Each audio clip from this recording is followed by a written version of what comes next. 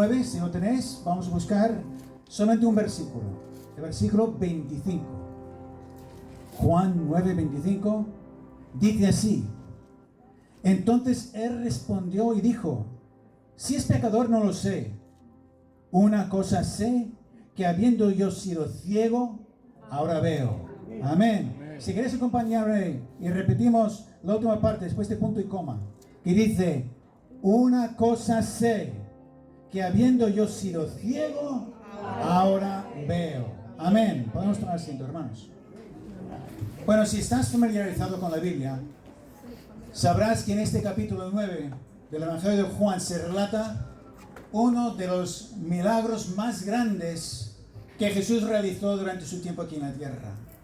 2 capítulos más adelante, el 11, leemos que Jesús resucita a Lázaro, quien llevaba 4 días en el sepulcro. Sin duda, ese es el mayor milagro que Jesús obró durante los 3 años de su ministerio. Pero fíjate, en el capítulo 2 del Evangelio de Juan, Jesús cambia el agua en vino, en las bodas de Caná. En el capítulo 4, Jesús sana al hijo de un hombre noble a distancia, sin ni siquiera tocarlo. En el capítulo 5, Jesús sana a paralítico en el estanque de Betesda, un hombre que llevaba 38 años lisiado. En el capítulo 6, Jesús alimenta a una multitud de 5,000 personas y después se pone a caminar sobre el agua. En los capítulos 7 y 8, Jesús tiene varios enfrentamientos agrios con los fariseos y religiosos de su tiempo. Y entonces en el capítulo 9 leemos que Jesús hizo algo que nadie más había hecho jamás. Sanó a un hombre ciego de nacimiento. ¿Veis la tendencia? Los milagros van en aumento a lo largo de todo el relato del apóstol Juan que él nos brinda. Y permíteme destacar la singularidad de este milagro en particular. Porque mirad, vais a encontrar muchos milagros en el Antiguo Testamento. Si lees todo el Antiguo Testamento, vas a ver provisión milagrosa de comida, sanidad de leprosos, incluso resurrección de muertos. Sí, tanto Elías como Eliseo resucitaron a un niño muerto. Pero fijaros, no hay ninguna sanidad de ceguera. Ninguna en absoluto. En todo el Antiguo Testamento, buscadlo, no lo vais a encontrar. No hay ninguna. ¿Por qué? Porque la sanidad de la ceguera era una señal preclara del Mesías. Del Mesías. El capítulo 35 del profeta Isaías se conoce como una descripción hermosa de la era mesiánica. ¿Y qué es lo primero que dice al describir esa era? Entonces los ojos de los ciegos serán abiertos y los oídos de los sordos oirán. Luego seguirá para hablar de cómo el cojo saltará y cantará la lengua del mudo. El lugar seco se convertirá en estanque y allí habrá calzado y camino y será llamado camino de santidad. Todo eso es una descripción gloriosa de la era mesiánica, pero lo primero que destaca el profeta es que los ojos de los ciegos serán abiertos. Y de hecho esta no fue la primera vez que Jesús abrió los ojos a un ciego. En el capítulo 9 de Mateo leemos que Jesús sanó a 2 ciegos después de resucitar a la hija de Jairo.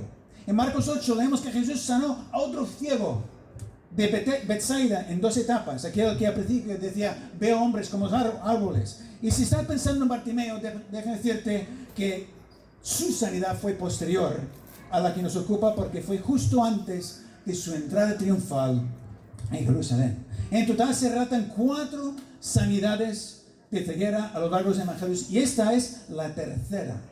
Y es singular porque sabemos que en este caso únicamente, el hombre invidente era ciego de nacimiento. En los otros casos, su ceguera ocurrió en algún momento a lo largo de su vida. Tuvieron vista durante algunos años. No sabemos cuántos, pero en algún momento sufrieron quizás alguna enfermedad o algún tipo de accidente y quedaron ciegos hasta que se encontraron con Jesús y recuperaron la vista. Pero en este caso, este hombre había nacido ciego. No sabía lo que era la luz. Nunca había visto la cara de su madre. Nunca había contemplado una puesta de sol, ni el aleteo de una mariposa. Todo lo que él sabía del mundo que le rodeaba era solamente por lo que él podía escuchar, oler, palpar. y gustar. Y de repente, Jesús irrumpe en su vida y sin mediar palabra, este desconocido, este hombre desconocido se acerca y escupe. Sí, he dicho bien, escupe. Mira, ponte en la piel de este hombre. Imagínate que estás allí, cierra sus ojos en la oscuridad absoluta. No sabes lo que está pasando a tu alrededor porque no puedes ver. Pero escuchas que alguien se acerca y escupe. Y después sientes como te restriegan algo húmedo por los párpados. Luego te enteras de que Jesús hizo lodo con un poco de saliva y la tierra, y eso es lo que te aplicó a los cuencos oculares. Entonces escuchas una voz tierna pero a la vez firme, con autoridad, que te dice: ve a lavarte en el estanque de Siloé.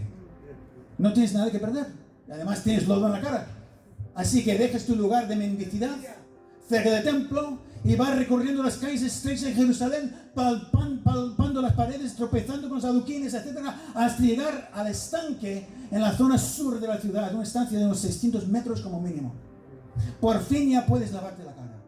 Ya puedes lavarte la cara, y al hacerlo, de repente la oscuridad se convierte en luz.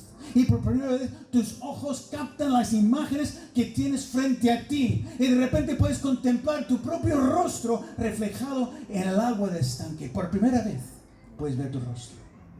Realmente la visión es algo más complejo de lo que nosotros somos conscientes. ¿Sabías que la imagen que llega a la retina está al revés? ¿Está invertida? Es tu mente la que da la vuelta a esa imagen para que veas arriba lo que está arriba y veas abajo lo que está abajo. Y también es tu mente la que combina las dos imágenes, derecha e izquierda, para crear una visión tridimensional, para que puedas percibir lo que está más cerca y lo que está más lejos. Por eso los bebés, a principio, solo pueden ver luces y sombras, no pueden percibir nada más, luces y sombras, no pueden enfocarse en ningún objeto particular. De hecho, tardan entre 2 y 4 semanas en poder empezar a fijar la mirada. Y no es hasta los 2 meses que pueden reconocer la cara de su madre. Y tardan casi 1 año en poder tener una buena percepción de profundidad como un adulto. De manera que este es un milagro doble, porque del estanque, dice versículo 7, que este hombre regresó viendo. Dios no solo sanó sus globos oculares, sino que lo capacitó de inmediato para que su mente pudiera gestionar las imágenes que nunca antes había recibido. Un milagro doble. De manera que desde esta plataforma y con este contexto en mente, vamos a considerar nuestro texto desde 2 ángulos. Porque este hombre está respondiendo a las autoridades religiosas de su tiempo y confiesa 2 cosas. Lo que hemos leído, lo que sabe y lo que no sabe. Si es pecador, no lo sé. Una cosa sé, que habiendo yo sido ciego, ahora veo. Así pues, sigamos el mismo orden y hablemos primero de lo desconocido para luego comenzar a hablar de lo conocido. Desconocido primero y segundo lo conocido. Claro, los fariseos tenían un dilema. Es que según el versículo 14, Jesús realizó este milagro en sábado, es decir, día de reposo para los judíos. Y era día de reposo cuando Jesús había hecho el lodo y le había abierto los ojos. Para los fariseos, el hecho de hacer lodo en sábado y sanar al ciego en ese día era un quebrantamiento del día de reposo. Sin embargo, déjame decirte que no encontrarás ninguna prohibición en todo el Antiguo Testamento de hacer lodo en sábado, ni de sanar enfermos. No. Esta era una interpretación suya de los fariseos, según sus tradiciones. Y esto es lo que suele pasar con las tradiciones humanas. Las tradiciones humanas suelen invalidar aquello que es bueno, verdadero y que viene de parte de Dios. Leemos el versículo 16. Entonces algunos de los fariseos decían: ese hombre no procede de Dios porque no guarda el día de reposo. Y uno quizás se pregunte: ¿pero por qué? Porque Jesús simplemente no se limitó a sanar en días que no eran sábado. ¿Qué le costaba a Jesús evitar sanar el día de reposo y así no molestar a los fariseos y a los demás líderes religiosos? Pues la respuesta es evidente. Jesús sanaba en sábado deliberadamente a fin de poner de manifiesto el error de los fariseos. Porque nada debe predominar sobre la palabra de Dios. Ni tradiciones, ni enseñanzas denominacionales, ni otros libros, ni ninguna otra cosa. Nada debe predominar sobre la palabra de Dios. Porque si anteponemos nuestras ideas a las de este libro sagrado, tarde o temprano, se descubrirá nuestro error y el fuego lo pondrá a prueba, como diría el apóstol Pablo unos años más tarde. Los fariseos no podían reconocer a Jesús, al Mesías que estaban esperando, porque estaban cegados. Estaban cegados por sus propias tradiciones, sus conceptos erróneos. Fíjate qué contradicción. Ahora son los fariseos los ciegos y el invidente de nacimiento es el que tiene vista. Es él el que puede ver. Solo él. Los fariseos están ciegos. Así es que estos fariseos, ciegos por sus planteamientos erróneos, quieren enredar a que recién ha recibido la vista. En el versículo 24, el versículo anterior, dicen: da gloria a Dios, nosotros sabemos que ese hombre es pecador. La expresión da gloria a Dios se encuentra, por ejemplo, en el capítulo 7 de Josué, cuando el incidente de Acán, ¿os acordáis, verdad? Sí. Con estas palabras, Josué le pidió a Acán que confesara que había tomado del botín de Jericó, el cual Dios había declarado anatema. Y así, dando gloria a Dios, él estaba confesando su pecado. Y desde entonces esa frase, da gloria a Dios, se convierte en una especie de fórmula judicial para confesar la verdad, para reconocer un pecado y para decir lo que realmente ocurrió. Así que estos fariseos le están pidiendo que este hombre, recién sanado de su ceguera, confiese que Jesús es pecador, igual que ellos saben que lo es. Y así supuestamente estará dando gloria a Dios. Pero ¿acaso este hombre había podido leer algo de las Sagradas Escrituras a lo largo de su vida?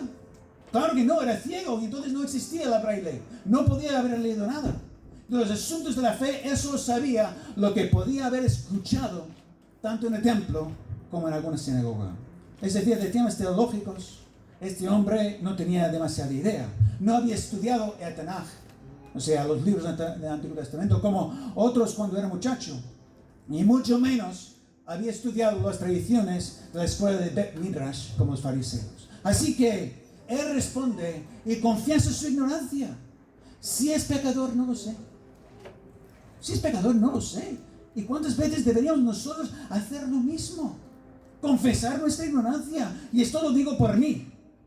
Lo digo por mí, en primer lugar. Porque muchas veces pretendo saber lo que realmente ignoro.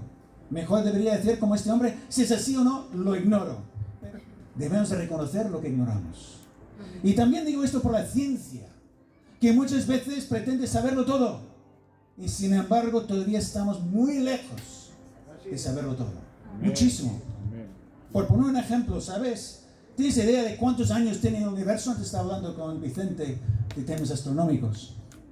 Actualmente, la ciencia cree que el universo tiene una edad de cerca de 13,8 mil millones de años. Una cifra desorbitante, imposible de asimilar. Pero ¿sabes qué edad predecía la ciencia hace 100 años? Entre los años 1920 y 30. Decían que, el universo debe tener una edad de entre 1 y 2 mil millones de años. Es decir, la ciencia del siglo pasado solo se equivocaba de un factor de 7 a 14. 7 a 14, nada más. Entonces yo me pregunto, dentro de 100 años, ¿qué edad pondrá la ciencia al universo entonces? Bueno, pues para entonces a lo mejor ya ha regresado el Señor y todos sabremos la edad del universo, ¿verdad? Pero de momento solo podemos conjeturar, solo podemos deducir, solo podemos aplicar fórmulas y llegar a conclusiones. No lo podemos saber con certeza. Uno de los versículos favoritos de mi esposa es de Deuteronomio 29:29. Las cosas secretas pertenecen al Señor nuestro Dios, mas las reveladas son para nosotros y para nuestros hijos para siempre, a fin de que cumplamos todas las palabras de esta ley. ¿Cuántas cosas ignoramos, hermanos? Y en los temas teológicos también, cuidado con los temas teológicos, mis hermanos. Estos fariseos pretendían saber lo que realmente ignoraban.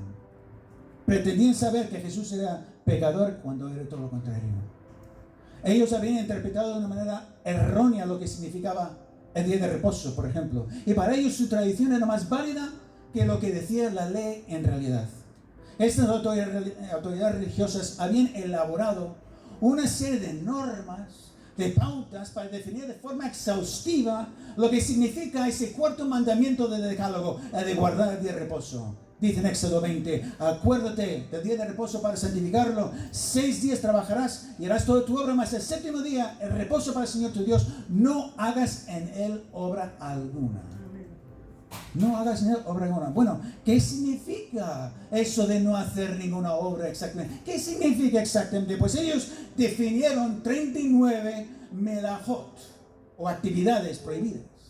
Como cosechar, como cocinar, como escribir, como construir, como cargar objetos, como andar más de 2000 codos, etc. Todo para tenerlo bien claro, ¿no? Lo definieron muy bien, muy bien. Y en cuanto a la sanidad, solo se podía actuar en caso de que la vida estaba en peligro. La curación de una enfermedad o una condición no mortal se consideraba un quebrantamiento del día de reposo. Así que cuando Jesús sana a este hombre ciego de nacimiento en sábado, todos sus esquemas se hacen pedazos.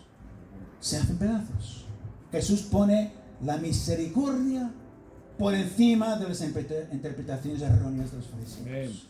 Sobre este asunto Jesús llega a decir, si supieses qué significa misericordia quiero y no sacrificio, no condenaríais a los inocentes, porque el Hijo del Hombre es Señor del día de reposo. Y no en otra parte él también dice, el día de reposo fue hecho por causa del hombre y no el hombre por causa del día de reposo. Claro, es más fácil. Es más fácil seguir una lista de pautas claras que intentar entender realmente el corazón de Dios y seguir su voluntad. Es más fácil, ¿no? Tienes estas pautas, las sigues a rajatabla y ya está. Y hoy en día seguimos intentando meter a Dios dentro de una caja evangélica si quieres. Y desde nuestra perspectiva, Dios no puede obrar fuera de los límites de esa caja y Dios no puede salir de nuestra teología. Porque es más fácil limitar a Dios en nuestro entendimiento que abrir nuestro corazón a lo que Dios nos pide en realidad. Quizás alguien diga, no, Dios no me puede pedir que yo perdone a esa persona porque Él sabe cuánto Él o ella me ha hecho sufrir. Solo Dios lo sabe. Sí, Dios lo sabe. Dios lo sabe. Y te aseguro que Jesús sufrió muchísimo más que tú o cualquier otra persona en esa cruz. Y sin embargo, colgado de esa cruz, Jesús que dijo, Padre, perdónanos porque no saben lo que hacen. ¿Conoces realmente la voluntad de Dios? ¿O estás cerrado de antemano a lo que Él te pudiera pedir? ¿Conoces en verdad cómo será el cielo? ¿Has estado allí? ¿Entiende realmente en profundidad todos los detalles de la soteriología, la neumatología, la escatología, la angelología? Te aseguro que cuanto más conoces la verdad de todo lo que dice este libro acerca de Dios, tienes que confesar como Job. Yo hablaba lo que no entendía, cosas demasiado maravillosas para mí, que yo no comprendía. De oídas te había oído, mas ahora mis ojos te ven, por tanto me aborrezco y me arrepiento en polvo y ceniza. No podemos, hermanos, encasillar a Dios dentro de nuestras cajas teológicas. No. Porque hay mucho que desconocemos de Dios, mucho que Él no ha querido revelarnos, quizás por las limitaciones de nuestro entendimiento finito. Y por eso haremos bien en confesar lo que desconocemos con este hombre hizo y seguir así su ejemplo. No nos avergoncemos de decir, no sé por qué Dios permitió esto en tu vida. No, esta enfermedad o esta dificultad. No sé cuándo Cristo va a regresar. No lo sé. No sé por qué ocurrió ese terremoto en Venezuela, cobrando la vida de más de 2.500 personas. No sé. Hay tanto que no sé. Hay mucho que no sabemos, hermanos, y no pretendamos ser más que otros por tener un punto de vista teológico diferente. El apóstol Pablo escribe a su discípulo Tito, pero evita las cuestiones necias y genealogías y contenciones y discusiones acerca de la ley porque son vanas y sin provecho. Somos dados a discutir. Entre evangélicos, sí. Entre calvinistas y arminianos con respecto a la salvación, si se conserva o no se conserva. Entre cesionistas y continuistas con respecto a los dones del Espíritu Santo. Entre premilenistas, postmilenistas con respecto a la segunda venida del Señor. Etcétera, etcétera, etcétera. Personalmente he sufrido bastante en mis carnes por mis posturas teológicas. Y aunque mantengo esas ideas, mi actitud la dejo. Dios es demasiado maravilloso para mi comprensión humana y solo puedo confiar en su infinita misericordia y gracia para revelarme su voluntad para mi vida cada día. Eso es lo importante, que me revele su voluntad cada día. A fin de cuentas, ¿qué es más importante? Saber todo acerca de la vida de David, o la vida de Moisés, o incluso la vida de Jesús, o saber qué es lo que Dios te pide hoy. Amén. ¿Qué es lo que te pide Dios hoy? Eso es lo importante. Amén. Por tanto, dejemos ya lo desconocido para entrar en lo conocido. Amén. El protagonista del versículo leído, después de confesar lo que no sabe, dice: una cosa sé, que habiendo yo sido ciego, ahora veo. Amén. Y esta frase deja claro que aunque no podemos conocer a Dios completamente, sí que podemos conocerlo verdaderamente. Verdaderamente lo podemos conocer. Quizás no que lleguemos a tener todas las respuestas, pero eso no invalida lo que conocemos verdaderamente desde aquí, desde esta palabra. Hay un refrán que dice: contra los hechos no valen los argumentos. Y este hombre había experimentado el poder, la gracia y el amor de Dios en un milagro portentoso que él no podía negar de ninguna manera. De repente descubrió que son los colores. No sabía lo que eran los colores hasta que sus ojos fueron abiertos. La oscuridad se convirtió en luz radiante y por primera vez él podía ver lo que estaba comiendo y podía observar las reacciones de otras personas en sus caras y podía contemplar el rostro de Jesús. ¡Wow! ¡Qué maravilla! Poder contemplar el rostro de Jesús. ¡Qué privilegio que tuvo este hombre! Y esa experiencia personal, ese conocimiento experimental de Dios, cambió todo para él. Cambió todo. Los fariseos ya podían argumentarle. Más adelante, en versículo 29, leemos: nosotros sabemos, dicen los fariseos, que Dios ha hablado a Moisés, pero respecto a ese, no sabemos de dónde es, de dónde sea.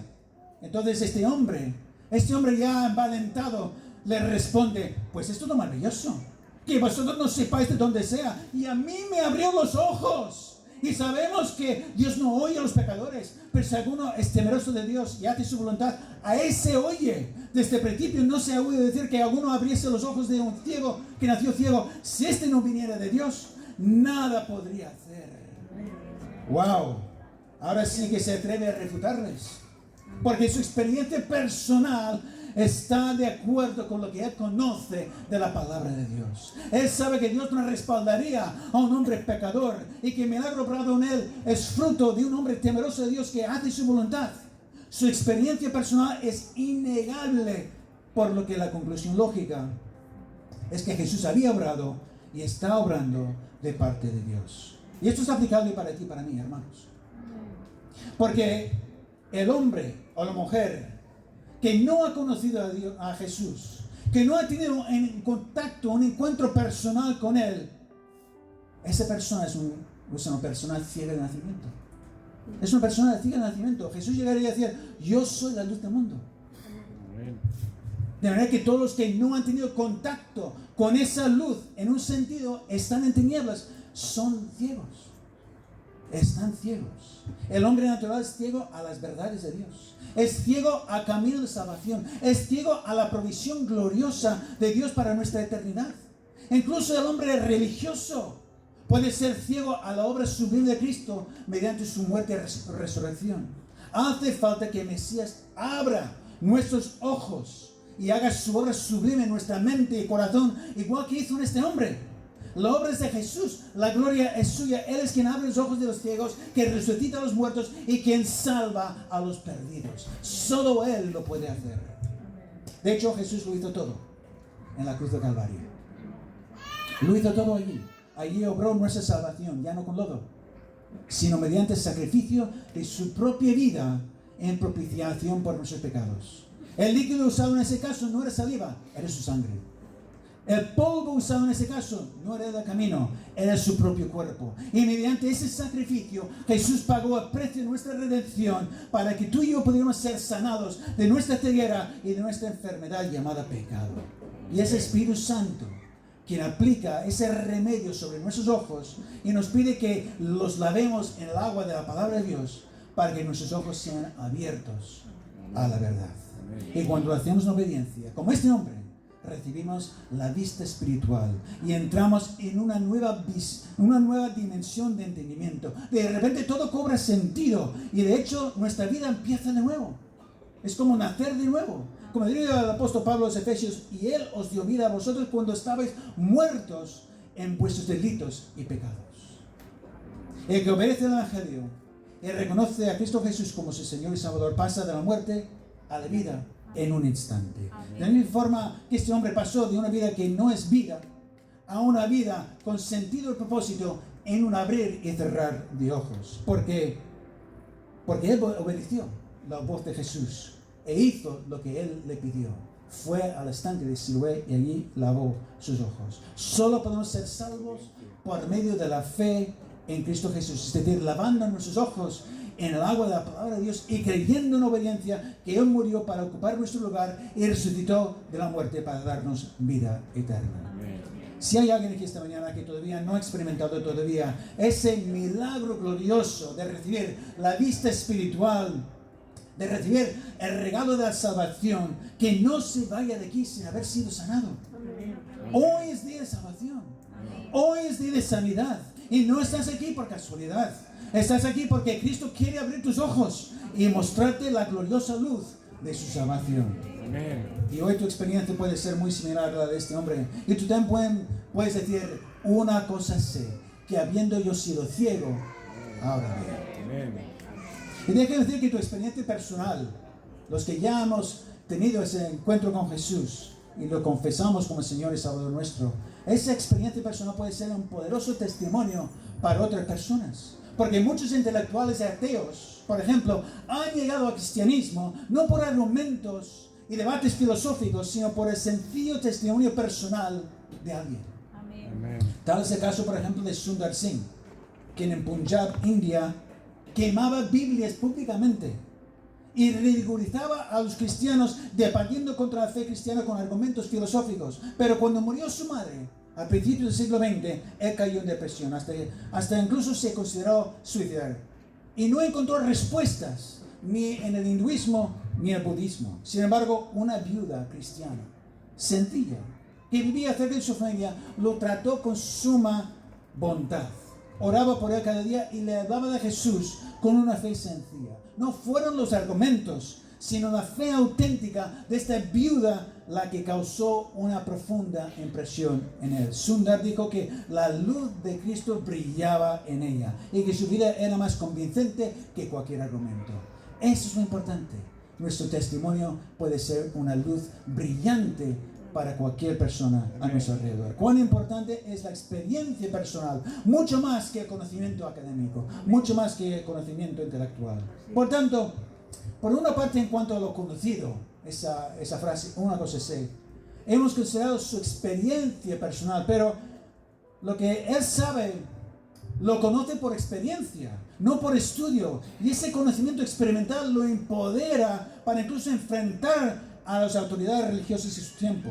Pero por otra parte, déjame destacar que este conocimiento supone también una experiencia transformadora. Una experiencia personal y una experiencia transformadora. Porque este hombre hasta entonces era un mendigo ciego. Esa era su identidad. La gente no lo conocía por su nombre. De hecho, hasta hoy sigue siendo anónimo. La gente lo conocía como el que se sentaba a la puerta del templo y mendigaba por ser ciego de nacimiento. Esa era su identidad. ¡Qué identidad más triste! Y seguramente él tenía el mismo concepto de sí mismo. Un pobre miserable que tenía que mendigar para poder subsistir. Mientras los demás podían ostentar oficios y títulos dignos, carpinteros, sastres, vendedores, doctores de la ley, escribas, fariseos. Él no era nada de eso, sino un mendigo ciego.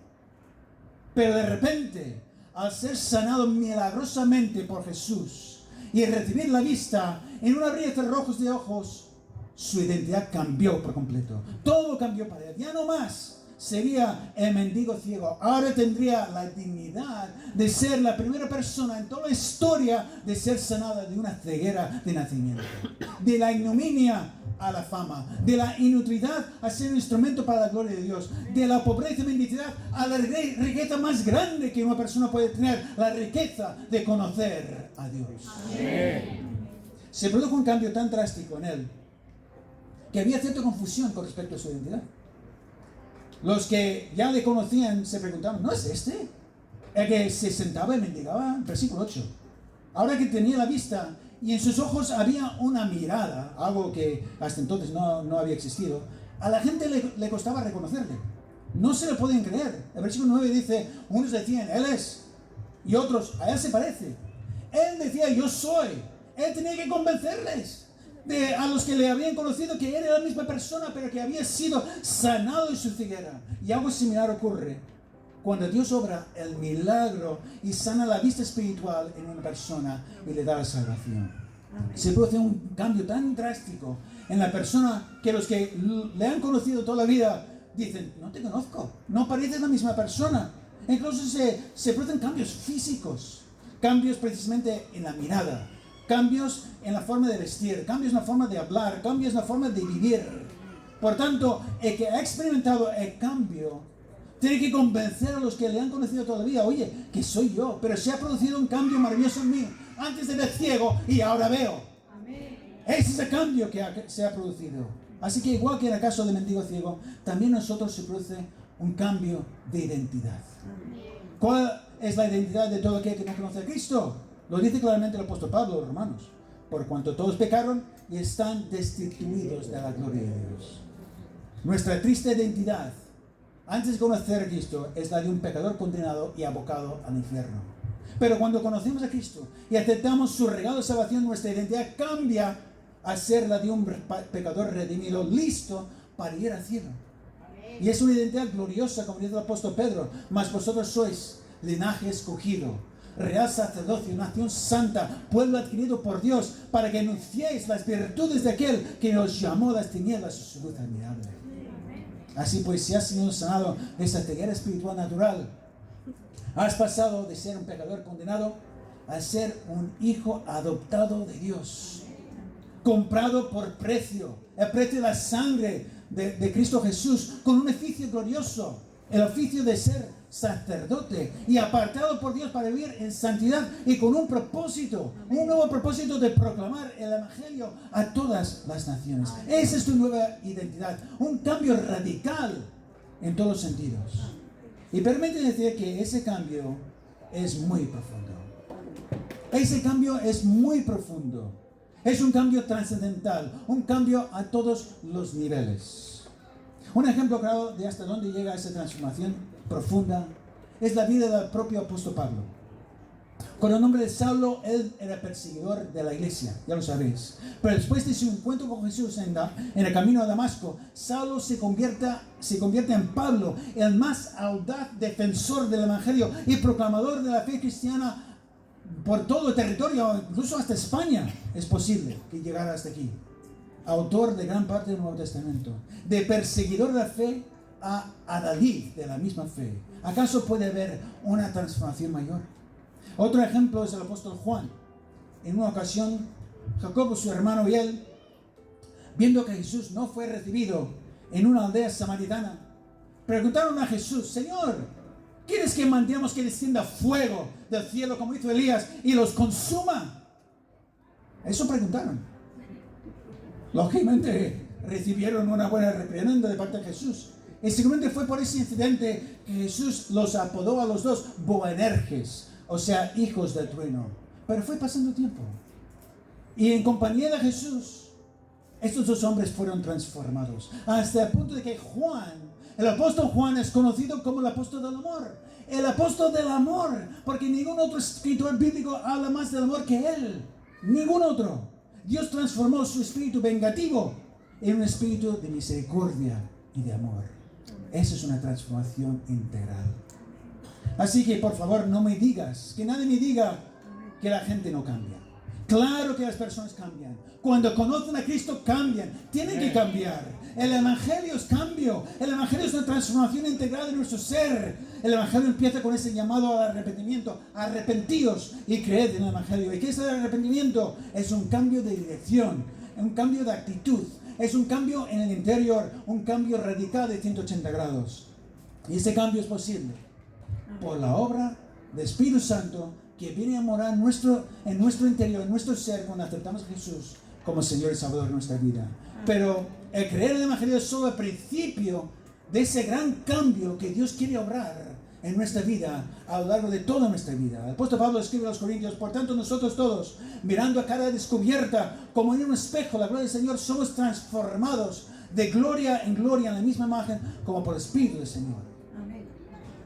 Somos transformados día en día, de gloria en gloria. Amén. Permíteme ilustrar esta verdad con algunos ejemplos breves. El autor C.S. Lewis, conocido por las Crónicas de Narnia, por ejemplo, era un ateo irónico, intelectualmente combativo, con fama de ser frío y distante, pero tras su conversión a Cristo se volvió extraordinariamente afable. Y su obra cambió completamente hasta el punto de escribir una obra maestra que refleja las verdades bíblicas de una forma hermosa que ha alcanzado a millones de personas. Su tono en general cambió de sarcasmo a calidez y humildad. Ese es un cambio radical de todo su ser. Otro ejemplo, Norma McCorvey, la que apodaron como Jane Roe, en el caso de Roe versus Wade. A los 21 años, embarazada y sin recursos, quiso abortar. Pero en Texas, el aborto solo era legal si la vida de la madre corría peligro. 2 abogadas feministas buscaban una mujer que pudiera servir como demandante para impugnar la ley, y McCorvey aceptó pensando que obtendría permiso para abortar. Ese era su objetivo, abortar.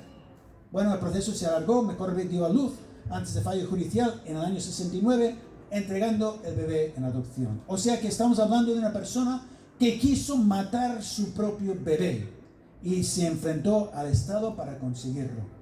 De hecho, durante los años 70 y 80, McCorvey se convirtió en un símbolo de movimiento a favor del aborto. Pero en el año 25, McCorvey tiene contacto con un grupo evangélico y el pastor Flip Benham la trató con mucho afecto, pero a la vez la confrontó con firmeza con respecto a su postura ante el aborto. Y ese trato personal, unido a un proceso emocional profundo, la llevó a su conversión a Cristo. Ella misma declaró que su participación en el juicio Roe versus Wade había sido el mayor error de su vida. Y según las personas que la conocían, su carácter cambió por completo, de agresiva a serena, de resentida a arrepentida, de símbolo del aborto activista pro vida y de provocadora a pastoral, dedicando gran parte de su tiempo a ayudar a las mujeres vulnerables. Sí, pues el Evangelio, hermanos, es cambio. El Evangelio es cambio, una transformación a imagen y semejanza de aquel que nos redimió. Como dice el apóstol Pablo a los romanos, porque a los que antes conoció, también los predestinó para que fuesen hechos conforme a la imagen de su Hijo, para que él sea primogénito entre muchos hermanos. Dios no solamente sanó a un ciego de nacimiento para demostrar que Jesús es el Mesías prometido, también sanó a este hombre para que supiéramos cuán profunda es la transformación que Él quería obrar en tu vida y en la mía. Voy a ir concluyendo esta mañana. Si quería ir subiendo la alabanza para quizás cantar, no sé cuál es vuestra costumbre. Yo concluyo esta mañana recordando el versículo que hemos leído. Entonces él respondió y dijo: si es pecador no lo sé, una cosa sé, que habiendo yo sido ciego, ahora veo. Así pues, no te dejes enredar. No te dejes enredar por aquellos que quieren discutir y que creen que lo saben todo. No te dejes amedrentar por aquellos que quieren ridiculizar tu fe, como aquellos fariseos que hablaron con desprecio a este hombre. Él pudo decir, y tú y yo podemos decir juntamente con él: una cosa sé. Repetid conmigo: una cosa sé. Cristo me ha tocado, me ha cambiado. De hecho, me está cambiando cada día. Cristo nos está cambiando cada día. Y tampoco te dejes desanimar por aquellos que te pueden decir: no has cambiado nada, sigues siendo el mismo inútil de siempre. No es verdad. No es verdad. El que ha conocido a Cristo nueva criatura es. Las cosas viejas pasaron, he aquí todas son hechas nuevas. Si lees todo el capítulo 9 de este Evangelio de Juan, verás cómo este hombre sufrió un cambio de principio a fin. No solo recibió la vista, sino que su fe fue creciendo y fortaleciendo más y más. De decir, si es pecador, no lo sé.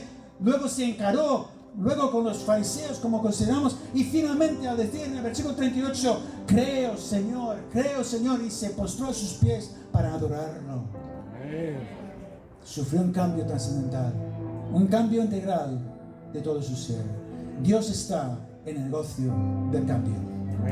El cambio de nuestra fe, el cambio de nuestra identidad, el cambio de nuestro carácter, el cambio de nuestra naturaleza, una transformación integral, profunda y duradera. Y esa transformación de barro en oro, ese proceso de alquimia que solo Dios puede obrar, ese proceso puede tardar lo que tarde la vida, pero tarde lo que tarde, pase lo que pase, tú y yo podemos decir confiadamente, como este hombre, una cosa sé.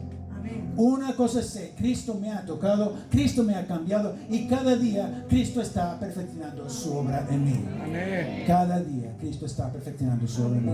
Que Dios bendiga, hermanos.